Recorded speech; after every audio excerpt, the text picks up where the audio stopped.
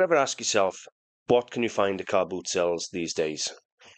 Well, stick around. In today's haul video, you'll be shocked at the quality and the variety and just surprised at the things that turned up in this week's haul.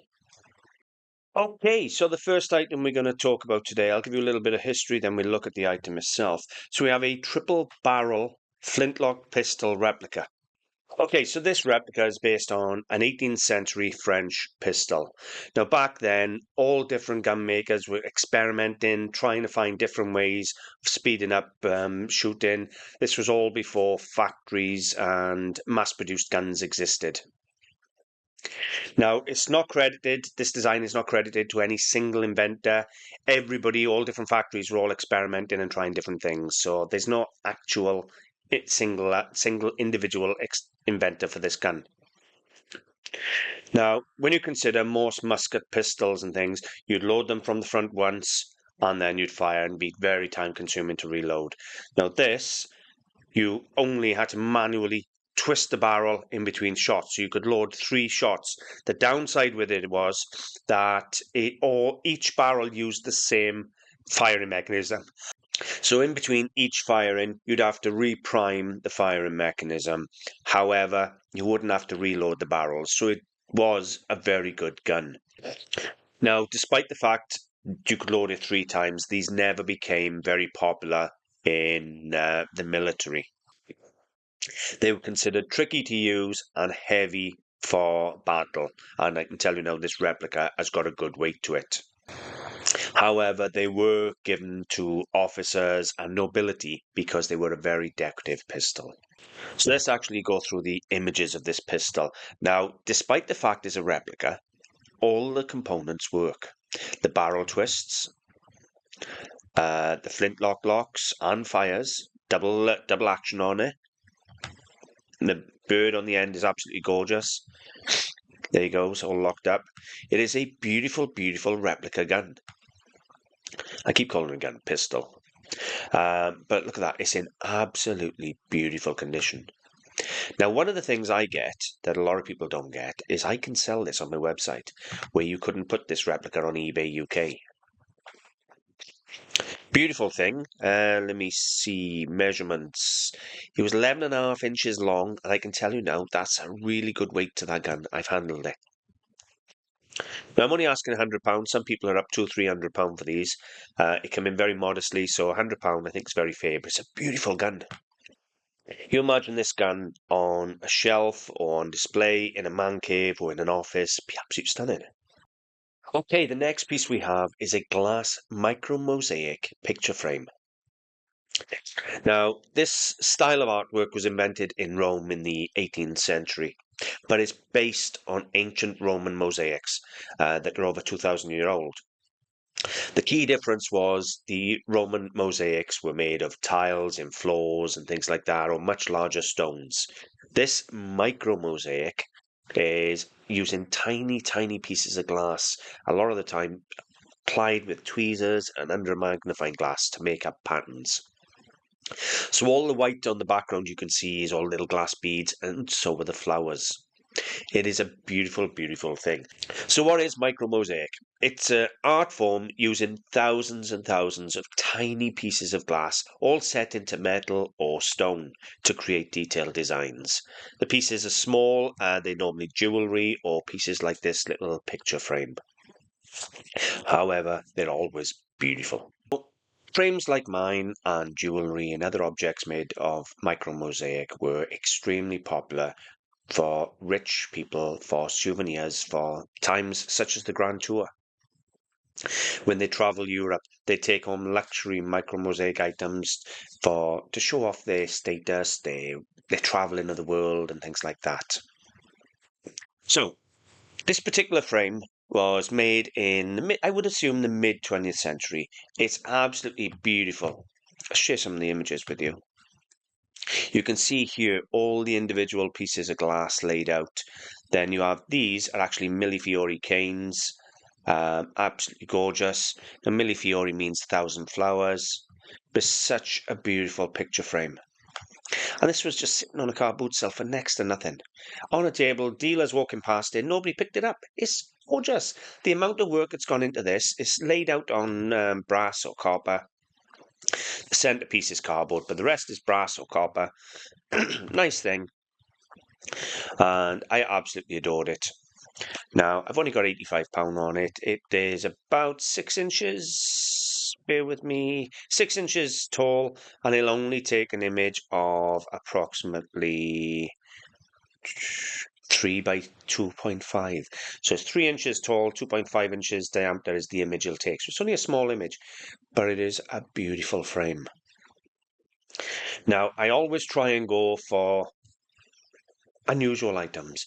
I like pieces that got stories behind them. I like pieces that are going to add something to someone's collection. And this is the first micro mosaic picture frame I think I've ever had. Now next you can see there's a collection there of aprons and cases and so forth. Well, this all belongs to the Masons or the Freemasonry. Now, what is the Masons? The Masons or the Freemasons are one of the oldest and most well-known secret societies in the world. Secret, but well-known.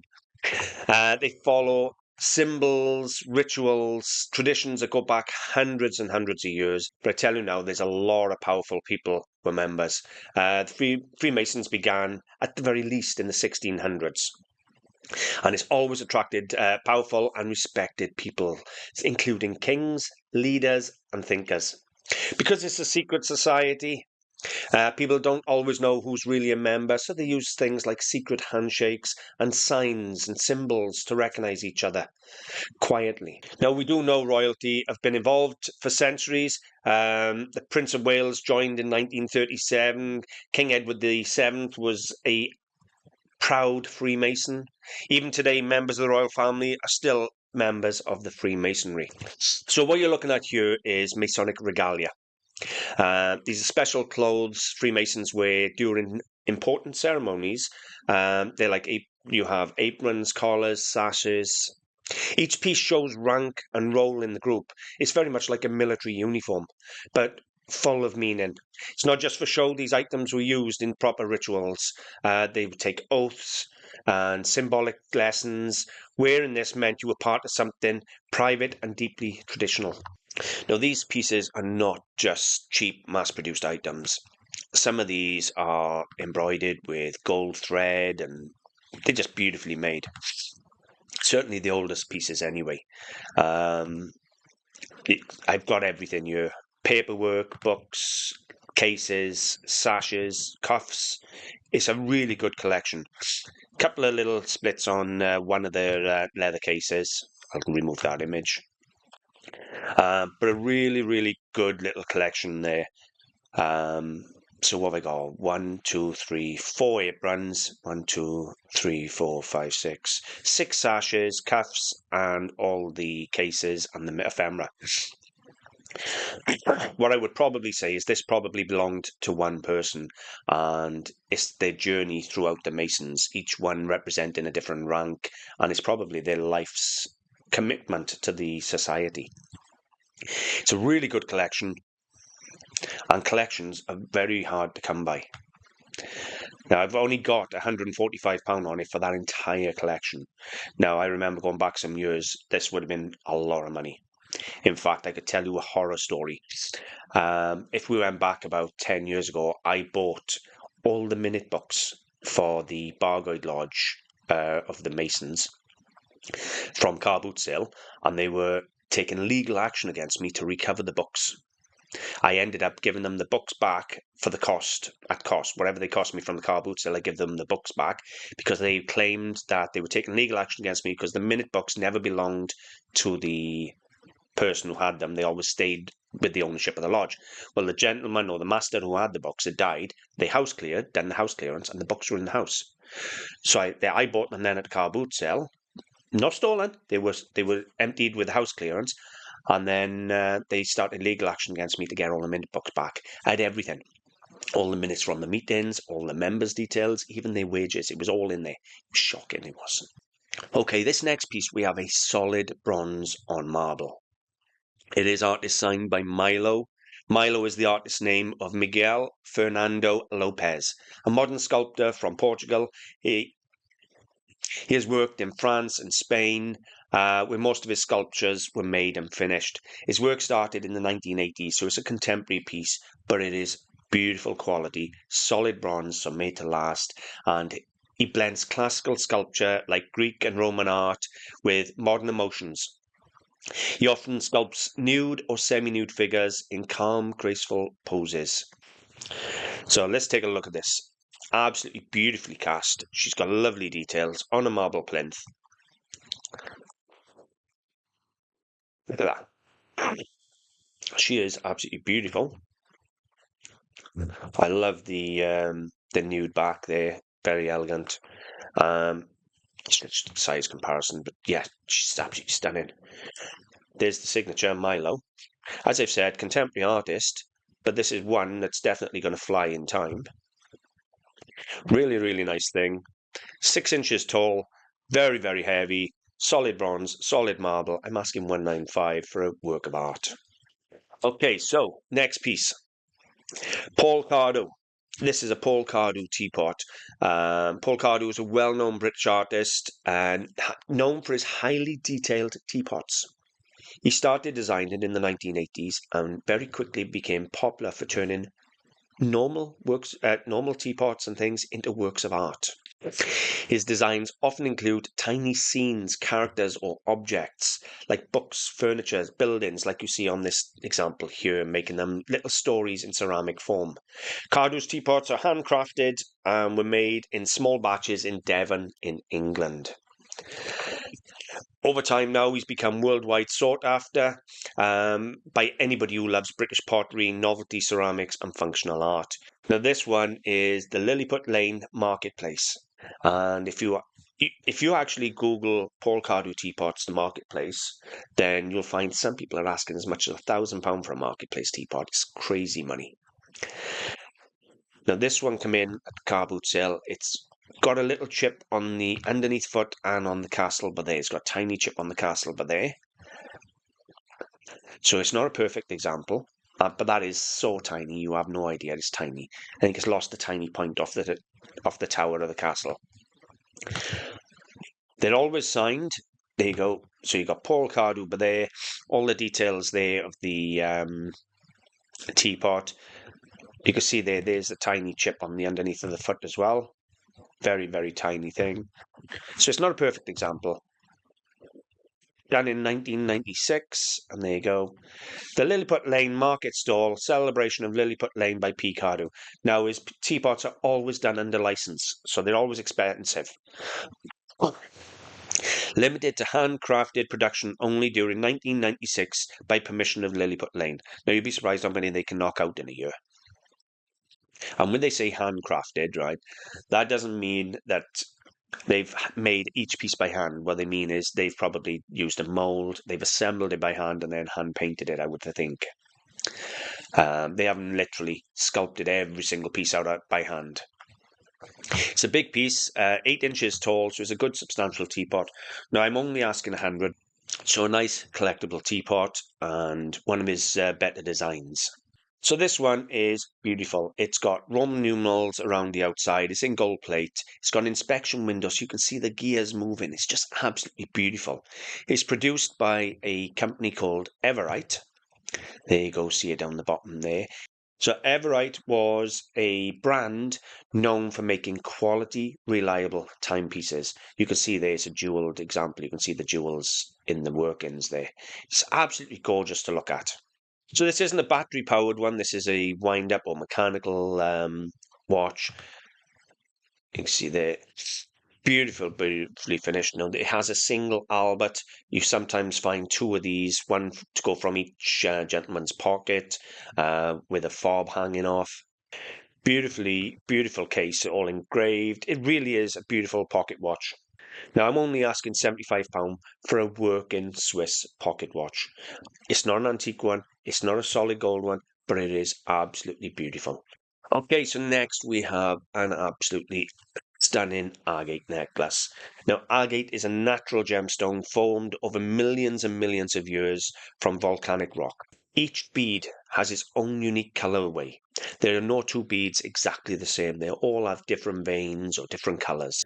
Now this necklace has warm, earthy tones. The necklace shows deep browns, caramels, amber tones.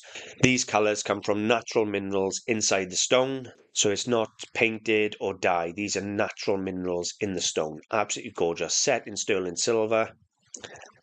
And agate is believed to bring calm and balance. It's been used for centuries as healing stones. So as you can see, it's a beautiful piece of jewellery. These larger beads here are about 17 mil, 18 mil in diameter, so they're good size. It's a beautiful necklace. It's really top-end quality, it really is. 65 is all I've put on it, and I can assure you that is cheap. For what it is, that is very fair.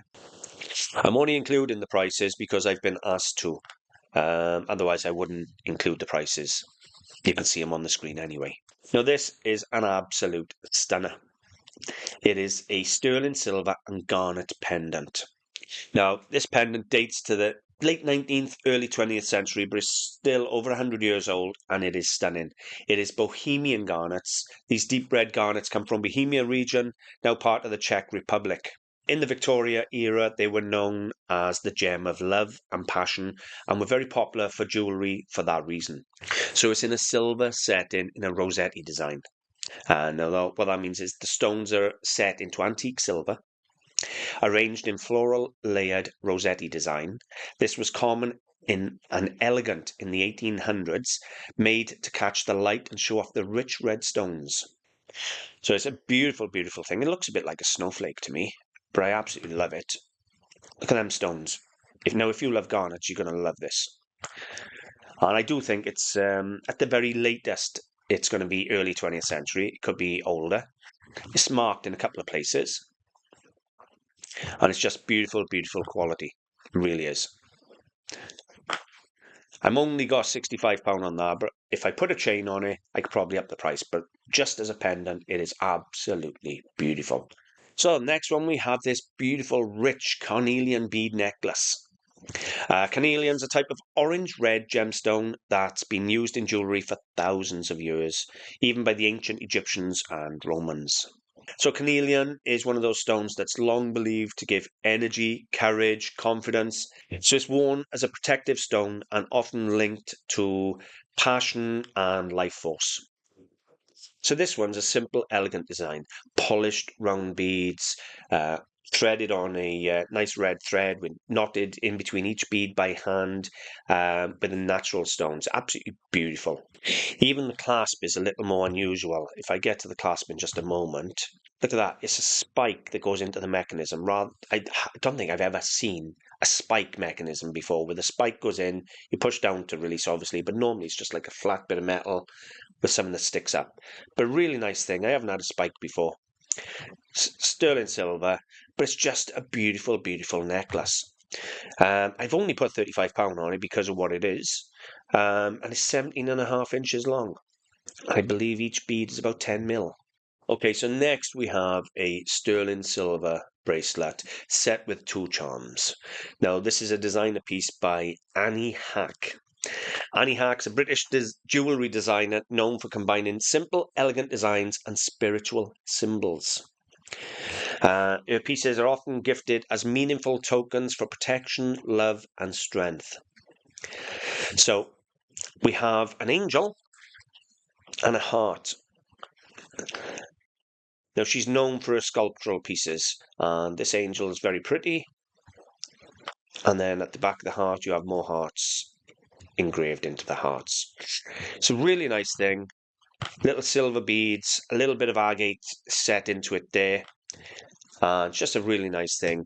Now, when I bought it, I'll be honest with you, I saw the name Annie Haak there, and I thought, oh, it's been personalised, it's ruined.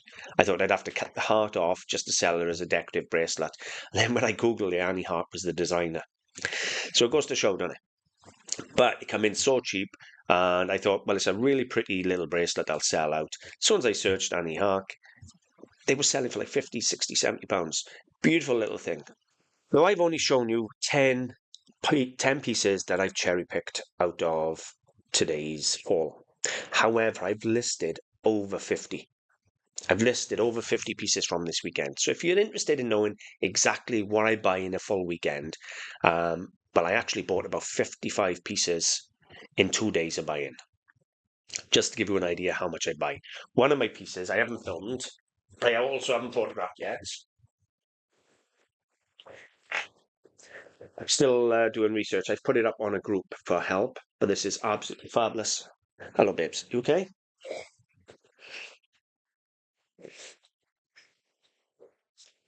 Look at that.